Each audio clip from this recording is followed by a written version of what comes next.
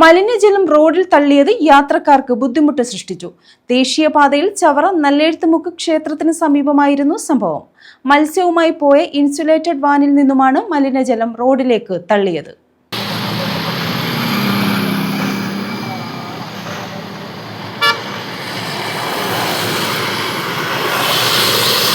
ചവറ നല്ലേഴത്തുമുക്ക് ക്ഷേത്രത്തിന് സമീപമായിരുന്നു മലിനജലം റോഡിലേക്ക് ഒഴുക്കിയത്. കരുനാഗപ്പള്ളിയിൽ നിന്നും മത്സ്യം കയറ്റിപ്പോയ ഇൻസുലേറ്റഡ് വാനിൽ നിന്നാണ് ഡ്രൈവർ മലിനജലം റോഡിലേക്ക് തള്ളിയത്. ദേശീയപാതയിൽ മലിനജലം നിരന്ന് ഒഴുകിയതിനെ തുടർന്ന് മറ്റു വാഹനങ്ങൾ കടന്നുപോയപ്പോൾ മലിനജലം സ്കൂട്ടർ യാത്രികരുടെ ഉൾപ്പെടെ ശരീരത്തിലേക്ക് തെറിച്ചു വീഴുന്ന സ്ഥിതിയുമുണ്ടായി. സംഭവം ക്യാമറയിൽ ചിത്രീകരിച്ചതോടെ അതിവേഗത്തിൽ ഇൻസുലേറ്റഡ് വാൻ ഇവിടെ നിന്നും പോവുകയായിരുന്നു. മലിനജലം കളയാൻ ഉപയോഗിച്ച കന്നാസും ഉപേക്ഷിച്ച നിലയിലായിരുന്നു. മലിനജലം തള്ളിയതോടെ പ്രദേശത്താകമാനം ദുർഗന്ധവും ഉണ്ടായി.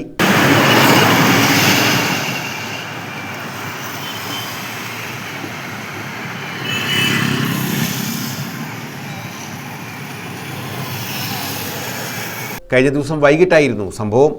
News bureau, Chavara.